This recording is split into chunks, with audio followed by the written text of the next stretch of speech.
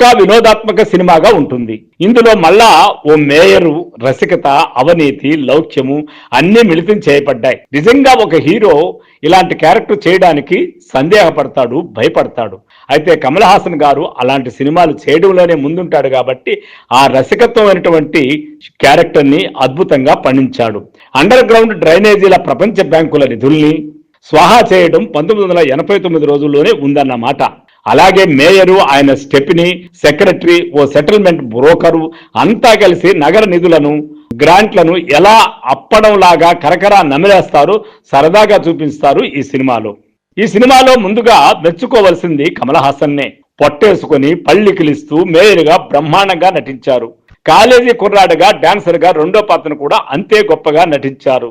నిజంగా రామారావు గారు, నాగేశ్వరరావు గారు, కృష్ణ గారు, శోభన్ బాబు గారు వీళ్ళందరూ ఒకటో రెండో సినిమాల్లో చిరంజీవి గారు కూడా డబుల్ యాక్షన్ చేసినటువంటి సందర్భాలు ఉన్నాయి, తండ్రి కొడుకులుగా. అయితే ఇక్కడ భిన్నమైన పాత్రల్లో ముఖ్యంగా విభిన్నమైనటువంటి నటన, అంటే పూర్తి భిన్నమైనటువంటి హీరోకి ఇమేజ్కి సంబంధం లేనటువంటి పాత్రను చేసినటువంటి వాళ్ళలో మాత్రం కమల్ హాసన్ ముందుంటాడు. అందులో కామెడీ కూడా భలే మిక్స్ చేస్తాడు ఆయన. సినిమానంతా రెండు పాత్రలు ప్రేక్షకులను లాక్కెళ్తూ ఉంటాయి. తర్వాత హీరోయిన్ విజయశాంతి చలాకీగా, రొమాంటిక్ గా కమల్ హాసన్ కు ధీటుగా అలరించింది. ముఖ్యంగా డూయిట్లలో స్వతహాగా డాన్సర్ అయిన కమల్ హాసన్ తో సమానంగా డాన్స్ చేసింది.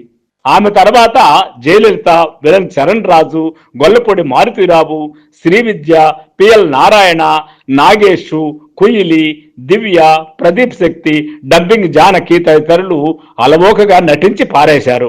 ఇళయరాజా సంగీత దర్శకత్వంలో పాటలన్నీ హిట్టే. ఆ రోజుల్లో ఇళయరాజా సినిమాకు సంగీతం ఒప్పుకోవాలి కానీ హిట్ కాని పాటలు ఏముంటాయి, అన్ని హిట్లే. ఒక విధంగా రారాజుగా ఇళయరాజు గారు ఏలినటువంటి కాలం అది.